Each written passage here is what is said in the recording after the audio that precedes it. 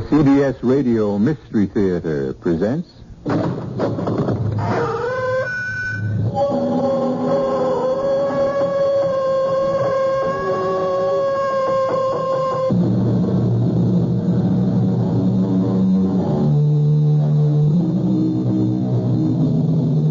Come in. Welcome. I'm E.G. Marshall. I hope you're ready for a journey into the bizarre, into the very, very strange, for that's where we're going. A round-trip journey, of course, but one we promise you won't forget. Sarah and David Hughes have just finished dinner and have taken their coffee out to the patio, where dusk is coming in behind a lovely sunset, and the world seems bathed in serenity. But beware of peaceful places at peaceful times. Things change. Sometimes suddenly. David? I was almost asleep. David, what is that up there? What's what? Up where? Up there, in the sky, there's funny lights. It's a jet, I guess. We'll be hearing it in a few seconds. A jet making a circle of light? They don't come in from that direction. Or that fast either, David. It looks as if it's heading straight for us. Nonsense. Of course it isn't heading straight for us. David! A flying saucer. Oh, come off it, Sarah. An unidentified flying object. We actually saw it. Sarah, it was nothing of the sort. It was simply... Well, it was... Can you identify it? Well, no, not offhand. An unidentified flying object. David, we've made a sighting.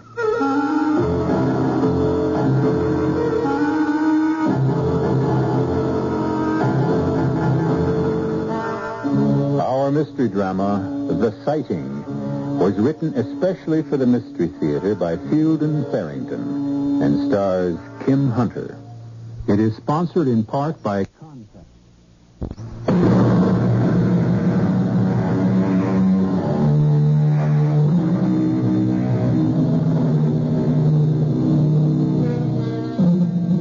UFO sightings, although they are remarkable, are not uncommon.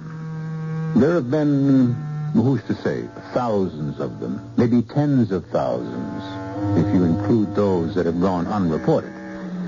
Of course, some people poo-poo them as optical illusions, or weather balloons, or light reflections on clouds, or even just plain imagination. But others, many others, take them quite seriously and would like very much to know what and why and possibly even who they are. Sarah and David have certainly seen something, though they don't agree about what it was. You know the trouble with you, honey.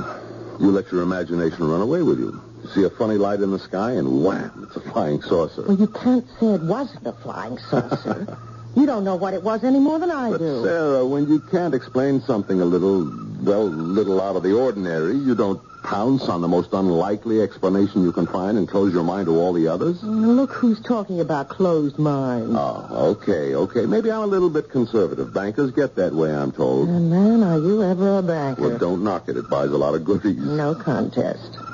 I think I'll go next door and ask Bea and Harry if they saw it. Want to come along? So what? Oh, yeah, the thing. Sarah, I really wish you wouldn't do that. Why not, for heaven's sake? Well, I'd just as soon it didn't get around. I mean, that we saw... Well, the first vice president of a bank doesn't see flying saucers. He just doesn't, Sarah. Okay. The first vice president didn't see it. He's as blind as a bat. Yeah. But his wife saw it. Sarah, Look... I don't want you to talk about it. How do we know what they are? How do we know what they're doing here? What the purpose is? How can we be sure that they don't mean us some kind of harm, David? I think we ought to report it. No. You're not to say a word about this to anyone. Now, look, honey, Old man Ellsworth is talking about retiring again, and this time J.D. thinks he means it. And if he does go, J.D. will almost certainly move up to chairman of the board, and that leaves the presidency open. I'm the first vice president. But can't you see, Sarah? Look, I think that's wonderful, David. You know I do, but I can't see what it has to do with... Well, I've just told you. I'll have to ask you to take my word for it. I want you to promise not to say a word about this thing we saw, not to anybody.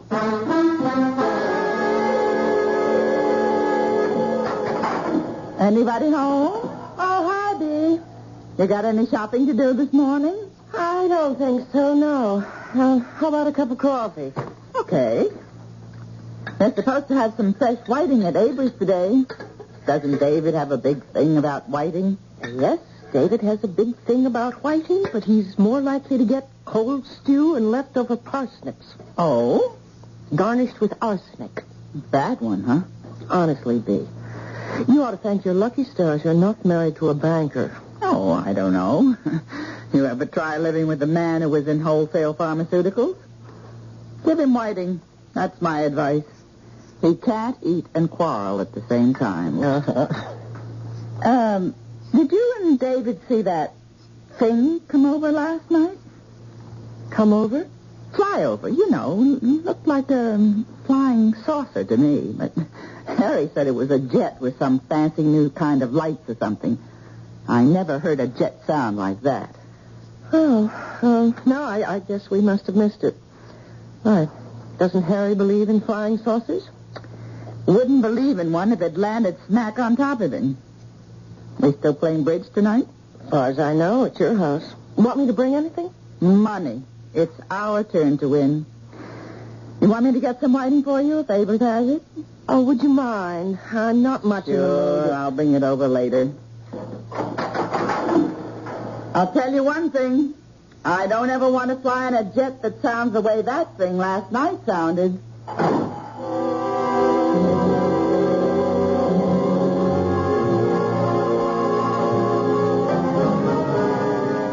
Good morning, David. Oh, morning, J.D. You busy right now? Nothing top priority, no. Well, come on into my office. I've got some news for you. Sure thing. You, read this thing this morning? Oh, the Times. Mm-hmm. I glanced through it before I left the house. A couple of people out your way claim they saw a flying saucer. Oh, I read that, yes. One of the fellows belongs to my club, as a matter of fact. I wouldn't want to be in his shoes next time he goes into that locker room.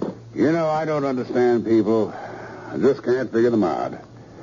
Fella sees something up there he never saw before, and he goes running around like a chicken with its head off, yelling, "Flying saucer!" Well, do you think he is some kind of aeronautics expert or something? Sit down, David. Thanks. What would you say if I told you old Ellsworth finally made up his mind? Well, I'd say congratulations, J.D. He's retiring the end of the year. Made up his mind yesterday afternoon, apparently. Plans to announce it sometime later today. Congratulations, J.D. Oh, no. It's premature, my boy, premature. Board has to vote on the new chairman. There's no guarantee they'll pick me. I can be pretty crusty sometimes, you know. Made some enemies. That's your year's salary. Oh, yeah. Bankers don't gamble now. Had to vote on the new president, too, of course, but, you've got me in there lobbying for you. Thanks, J.D. Ah, nonsense. Best man for the job. Would be anyway if he didn't sit around loafing all day in the boss's office. Well, I guess I'd better get back to work. I guess you had. And, David. Yes, J.D. Try not to see any flying saucers. Wouldn't help a bit.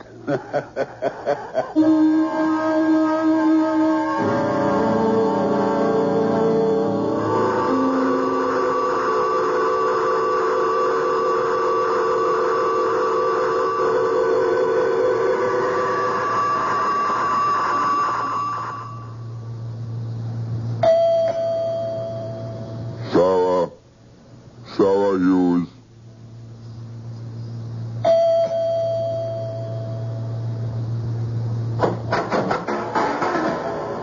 Sarah, I know you're in here. There's nothing to be afraid of. I must speak to you. How did you do that?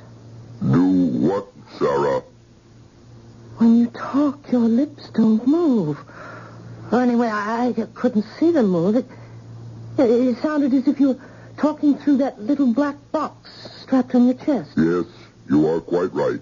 You see, we don't have any vocal equipment.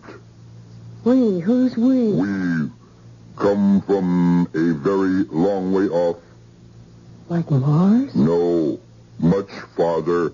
Another galaxy altogether. I told David. I told him. Yes, we sensed that you were sympathetic. Then what do you use? Mental telepathy? That's what you would call it, yes. And the box? I think into the box, you might say. It comes out English. Other languages, too, of course, depending upon the setting. I'm glad you are not frightened. If I were, I wouldn't let you know. Look, where you come from, do you just walk into strangers' houses? I am very sorry, but I had to speak to you. It's really quite urgent. About what? We need your help. To do what? Take over the earth? You mustn't say that. You mustn't think it.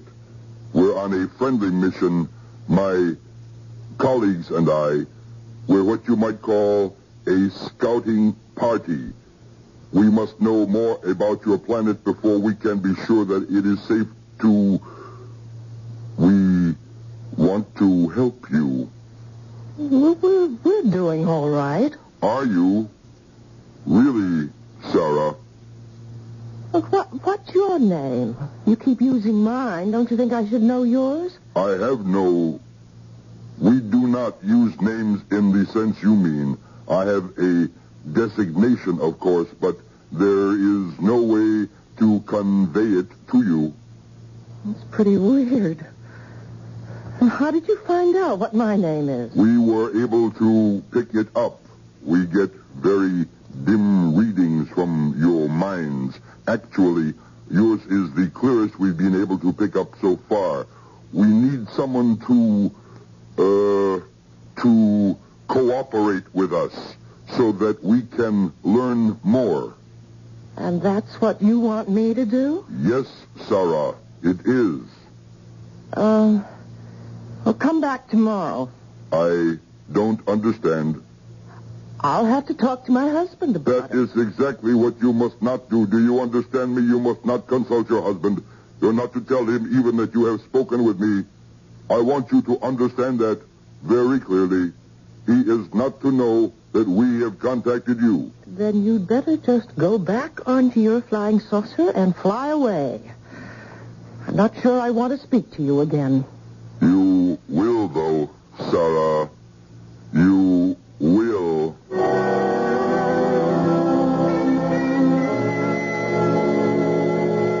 You don't believe me, do you? Of course I believe you, honey. Have I ever accused you of lying to me? All the same, you don't believe me. What did he look like, this man you saw? Well, he wasn't green, if that's what you mean. He didn't have tentacles or flippers or any of that. His hair was kind of coppery and funny. More like chicken down than hair. I didn't notice the color of his eyes. His face seemed all right, except that his ears were flat against his head. He was tall and too skinny to look healthy. By our standards, that is. Mm-hmm. How was he dressed? Ordinary, except for a box he had sort of taped onto his chest.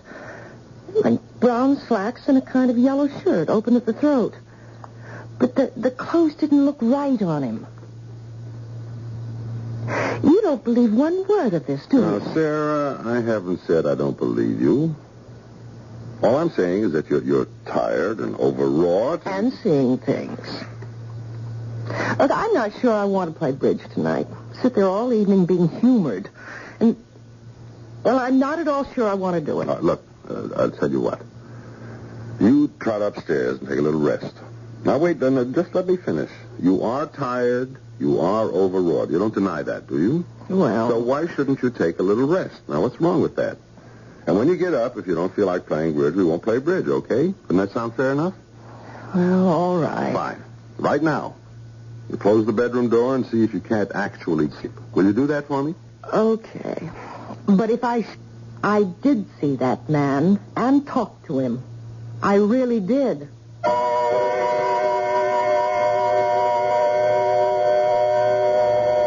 The whole thing an hallucination? Let's not be too sure it wasn't just because we heard it ourselves. After all, we were primarily interested in what Sarah heard, weren't we? Or thought she heard. Let's not rule out the possibility that we were hallucinating along with her. Perhaps we'll learn the truth about that when I return shortly with Act 2.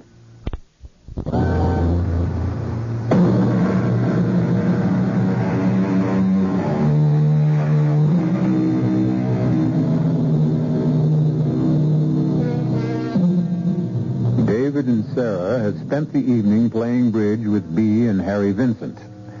But their minds haven't been on the game. Sarah's is more on the events of the day just ending. How often do you speak with a man from outer space? Now the game and the evening have finally come to an end. David, my friend, we ought to do this more often. Yeah. You owe us, you can check my arithmetic if you want to. You owe us $3.76. With the cards you two held, how could you lose? Oh, come on. Don't grouse, David. About 10 more nights like this, and maybe we could get even. Oh, it was all my fault. I told you I didn't feel like playing bridge tonight, Dave. Oh, forget it. You were no worse than I was. Well, after all, it's only a game. Yeah, said he, tucking away his winnings. I wonder if I drank $3.76 worth of beer. Well, there's more out in the kitchen. Come on out. Maybe you can break even. Now, what are those two cooking up? Oh, I don't know. Is the fight still going on? With you and David, I mean? Left over from last night. You haven't been acting like yourselves at all tonight, either of you. Oh, it's one of those things. I guess it happens to everybody. David, don't you think we ought to go now? You have to work tomorrow. Okay, honey. He's a good man, you're David. You don't have to worry about that.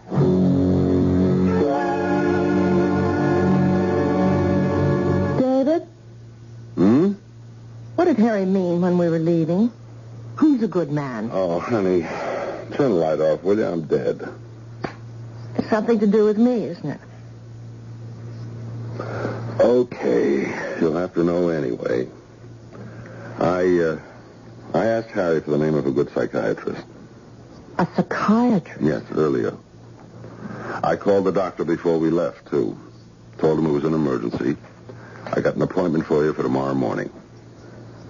But it is an emergency. You don't realize how... I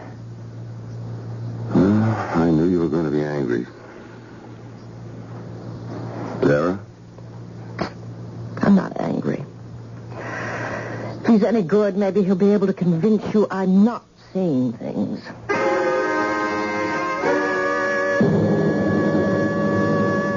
Sarah, I've got to get to the office on time this morning, today of all days, but I'll meet you at the doctor's office. Now, your appointment is for 11 o'clock. You won't forget it, will you? Look, you don't have to be there if you have a busy day. I can handle it No, alone. nothing of the sort. And after the session, we'll have some lunch. Someplace fancy, huh? It'll be all right, Sarah. You'll see.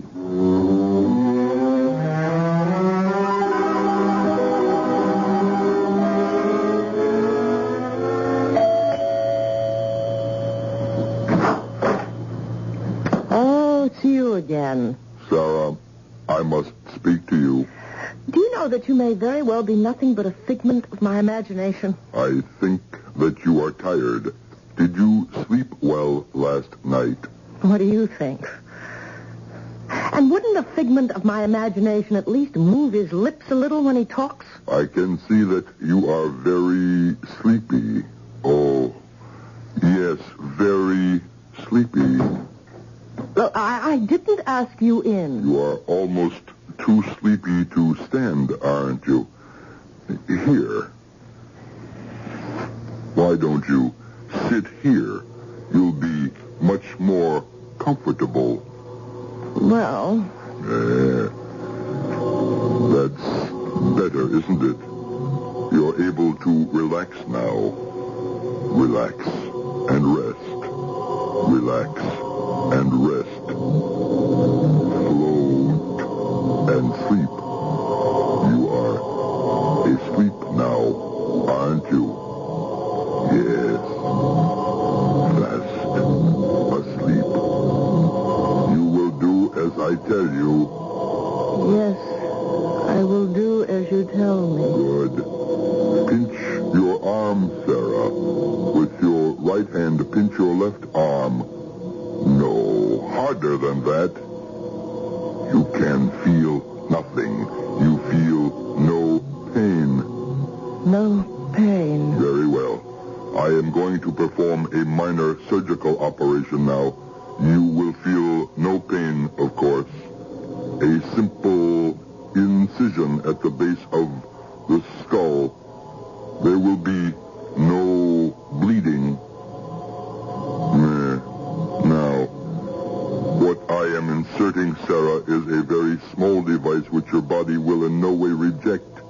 It is in every way compatible. By means of this device, it is better you know this, Sarah, although you will not be aware of it later. Through this device, we shall be able to read your thoughts and participate in them, guide them.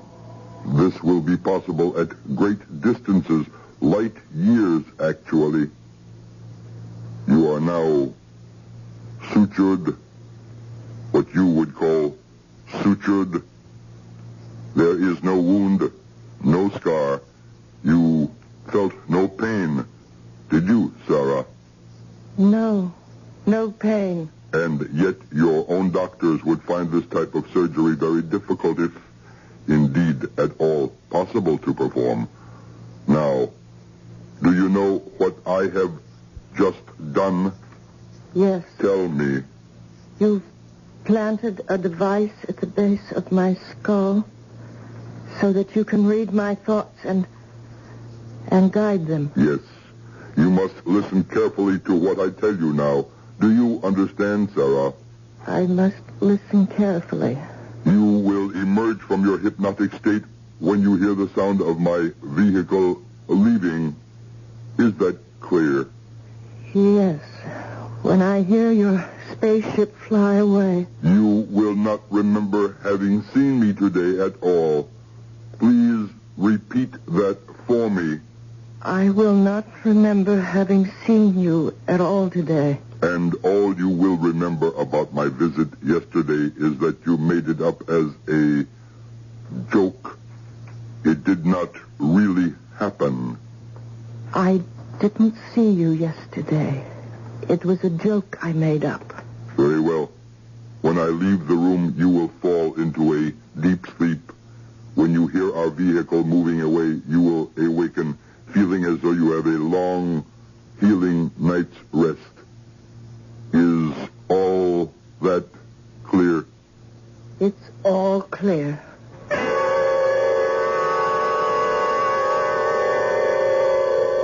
You busy, Dave? Harry! No, come on in. Aren't you a little out of your territory? Well, yeah, I am. I knocked off and came over here because, B called me a few minutes ago to say she's seen the damn thing, too. Seen what? The saucer, the flying saucer. Oh, B saw it?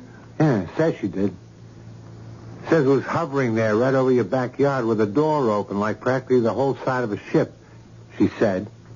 And a kind of stairway coming right down onto your lawn. Oh, come on, not B, too. What are they trying to do to us?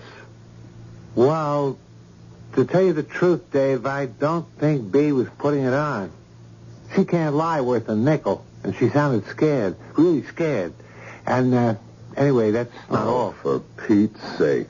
She'd started out shopping, see, and forgot to take a list with her, so that's why she went back. I mean, that's how she happened to see the thing in the first place. All right. So, she went back in the house and was watching through the window, and I swear, Dave, this is what she said. A tall, skinny man came walking out of your back door and went up the stairway and into the saucer. Then it made that crazy whooshing noise like we heard the other night. I did hear that, Dave. I honestly did. And it didn't really sound much like a jet. Well, anyway, it made that noise and took off. Like 1,000 miles a minute, Bee says. You think it's true? Well, unless Bee's blown her mind, too. She said she wanted to go right over to your place and see if Sarah was all right, but she was afraid to. Yeah, I think it might be true, Dave. I think, anyway, we ought to go out there and see.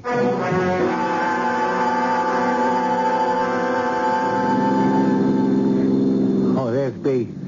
She must have been waiting at our front door. Oh, I thought you'd never get here, you two. Is Sarah all right, Bee? I haven't seen her. I can't help it. I was scared. You didn't see that awful-looking thing just hanging up there over your backyard, or the weirdo that came out of your house. Can we go in now? I don't mind as long as I'm with you two. Yeah, okay. I don't suppose one of them's still in there. I mean, since the thing took off. It wouldn't go away and leave one of them behind, would it? I'm still not ready to believe You'd it. believe it if you'd seen it. Sarah? Yes, David? Oh, I thought you were going to meet me at the doctor's office. Well, what's this, a delegation? Are you all right, Sarah? Why wouldn't I be all right? Sarah, did anything happen this morning? Not a thing. Not unless you count me falling asleep, sitting bolt upright in a straight kitchen chair. I really must have been dead on my feet. The man from the flying saucer didn't show up? Oh, come on. Don't you think we've had about enough of that nonsense? Nonsense. Sarah, I saw him. I saw him come walking right out your back door, plain as day, and get into his saucer and go. I saw that, Sarah. I really did. Oh, please, let's not anymore. So I made up a silly story. Now, I'm sorry I did. I never dreamed you'd all take me so seriously. Now, wait a minute. There's something wrong here. You were taking it seriously enough last night. Now, don't try to tell me you weren't. It was just a joke, David. Joke? I wish you could all see yourselves. You look as if you'd just come in from a funeral or something. Sarah, if it was just a joke, why didn't you say so when I told you about the psychiatrist? No, I'm all mixed up. I swear I saw a tall, skinny man with funny hair get into a flying saucer and fly away. If it was just a joke you made up, Sarah, maybe I'm the one who needs a psychiatrist, because I saw that. I know I did. All right. Sarah's going to keep her appointment, aren't you, Sarah? I don't see any point, David. You'd just be throwing your money away. Well, still, if I ask you to, you will, won't you? Well, if you want me to, why not? I can't see what good it's going to do, but I guess it can't do any harm. No, Sarah. What? What? I didn't say anything. You are not to see the psychiatrist. Is that clear, Sarah? You will not see the psychiatrist. Who said that? What? Nobody said anything. Didn't you hear it? B. I didn't hear anything. You will do as you are told. You will refuse to see the psychiatrist. Who are you? Sarah? I can cause you pain, Sarah. I can cause you great pain. David, what is it? Somebody keeps... Don't you hear that voice? I don't hear anything, Sarah. I do not want to cause you pain, Sarah, but I will if I must. You are not to see the psychiatrist. Come on. We better go, honey. The appointment's for 11 o'clock. All right, I'm coming. I'm sorry, Sarah. Truly, I am. David. Oh, David! David, make it stop! Sarah. Make it stop!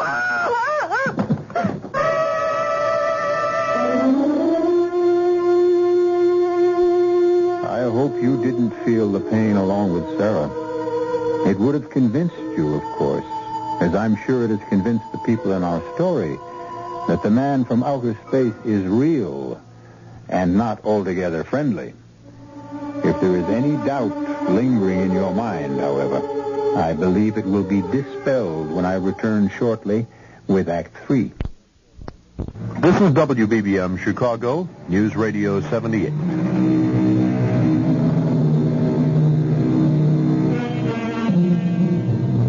The willingness of the open mind to accept the new and seemingly miraculous, at least as an hypothesis, has always faced opposition from the less flexible mind, which finds the status quo easier to live with. David, however, as well as Bea and Harry, has had a convincing demonstration that the new is only the as yet unknown. Bea and Harry are waiting in Dr. Freuling's reception room. David has taken Sarah into the doctor's office. Now, just lie down here and rest. Help me with her, will you, Mr. Hughes? Please, make it stop. Sarah, honey, do what the doctor says. Lie down and try to take it easy. Just do as the doctor says. She seems to be in a great deal of pain, Doctor. Oh, she is in pain. There's no doubt whatever about that. What causes the pain, this is what we must learn first of all. Well, can't you give her something? I think best not to do that until I have learned what has happened to her. Sarah, refuse to speak with this doctor, this psychiatrist. Tell him only what you have been ordered to say. You have seen no man from a flying saucer. It was only a silly joke. Leave his office. Nobody can force you to stay. And go home. Do only this and there will be no more pain.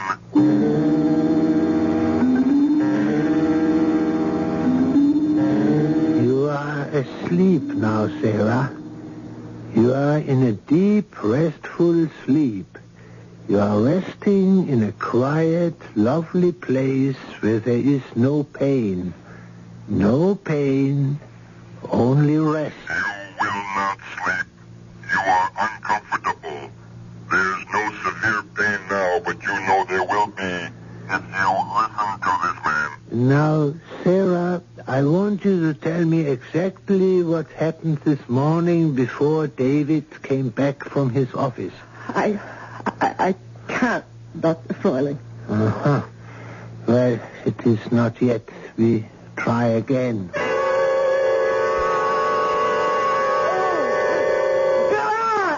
Freuling, if it's going to keep on like this, I think we'd better just quit. Stop it! Stop it!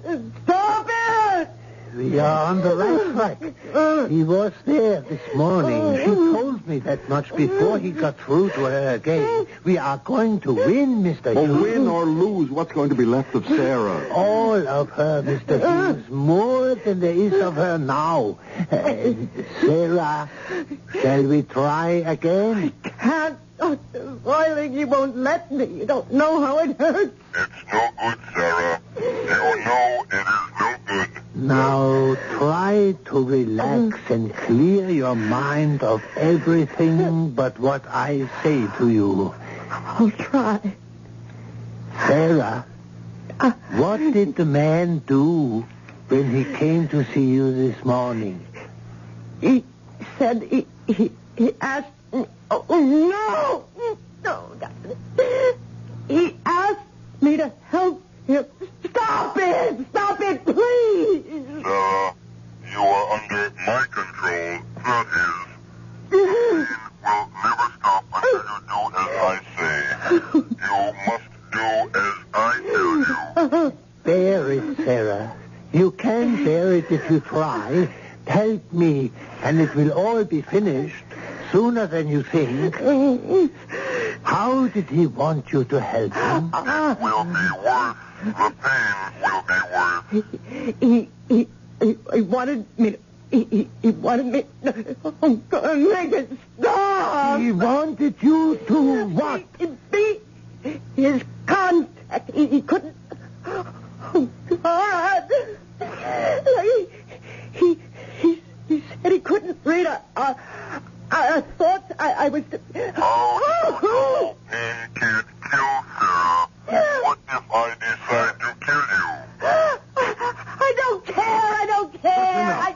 yelling. That's enough. You were to what, Sarah? What did he want you to do? He put a thing in my head, and he knows what I'm thinking. He can... No! He can hurt me with it. Oh! She's fainted. Doctor, is Wait. Her pulse is strong. That's good. Is she...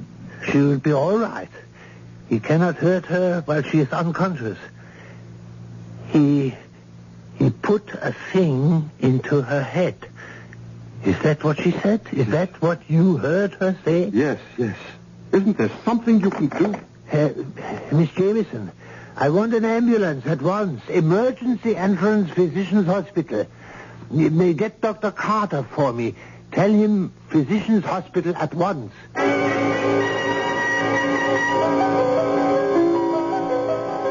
It was good of you to come, Dr. Carter. Yes. What have we got?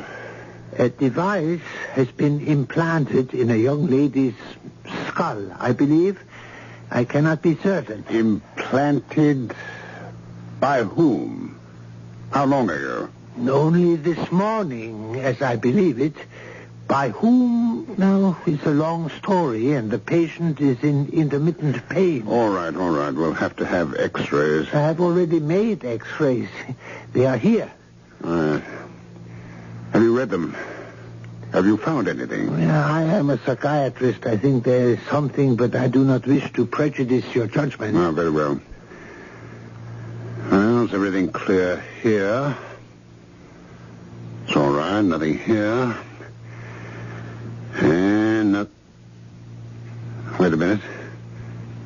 That little particle. Is that what you mean? How does it look to you? It's like a pinhead. Oh, yes. It's foreign, all right. Must be. But implanted? It's very small. Large enough. I am afraid for my patient's reason. Perhaps her life. I do not know. I have to see her before you operate, Dr. Carter. She's already been sedated. Believe me, Dr. Carter, it's imperative. Well, if you feel so strongly about it. Sarah? Oh, is that you, David? Yes.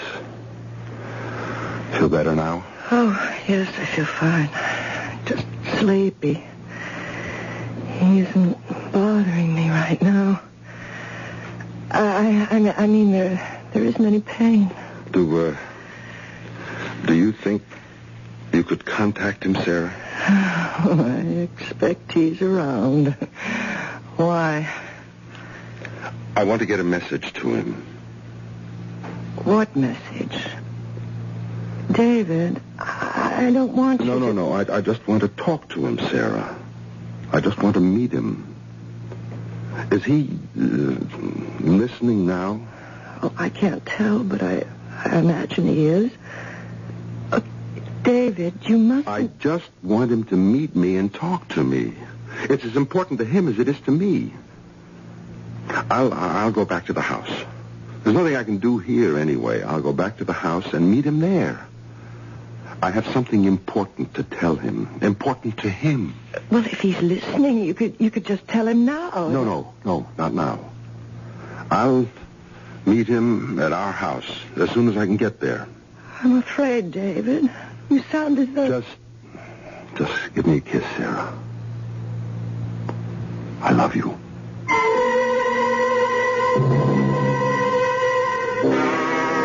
I have taken more trouble than you realize, Mr. Hughes, to meet you here. What is it you wish to tell me? I have a proposition for you. I am willing to listen for a short time, though. The surgery is about to begin. You aren't going to interfere, are you? Your wife is a danger to us. I am sure you can understand that. We're reluctant to take a life, of course, but our mission is of greater importance. Listen. Now, just listen. Why does it have to be Sarah? What's the matter with me? What do I mean, put your gadget, whatever it is, in me. Why couldn't you do that? I'd cooperate, don't you see? You wouldn't have any of this resistance you get from Sarah. Why? Why would you turn against your own people to help us? Aliens, as you call us. Why would you be willing to do that? Willing? I'd be doing it to save Sarah's life. Wouldn't you do as much for your wife? We do not have wives. Oh. Well, my wife is very dear to me. There's nothing, I guess, that I wouldn't do for her. So you Be quiet. What? Please, do not speak. I am in communication with my colleagues. Oh. Tell them... Be quiet. Oh, God, please. All right. You'll do it? No. We have decided against using you. Huh? We have learned a great deal from you. This love is your word. This is an unfamiliar factor. This love must be taken into consideration. We are not sure that anyone so afflicted would be sufficiently stable for our purposes. And what about Sarah? It is a risk to release her, of course, for we cannot erase her memory, but we have taken greater risks. Then you won't interfere with the operation? Not interfere. No, not the way you mean. We shall help. Your surgeon will need our help. Oh, thank God. How is she, Doctor? Fine. I have never seen anything like it. Would you ask her yourself? Sarah? Oh, David, I feel so much better. I feel perfectly well, as if nothing ever happened. Thank God for that. I have never seen such surgery. A motion picture at fast speed. His hands moved so quickly, I would never have believed it. Did you see him? The man from the saucer? Yes, honey. He's real. You'll be glad to know that. Oh, I do. Believe me, I know. Is she really all right, Dr. Furling? Quite, yes. She is free now. Yes, I'm free. But I don't think they've finished. They're too strong. We're too vulnerable. I'm safe, yes, for the time being at least, but I don't know if the world will ever be really safe again. Maybe it will. They've discovered a new factor. Maybe it's stronger than they are.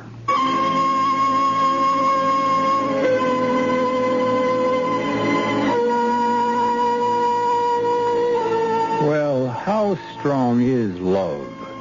The new factor on this old earth of ours. Stronger than hatred? I like to think so. Hatred makes the headlines, I know, but love, in its unassuming way, has been making the world go round for a good many years now. I'll be back shortly.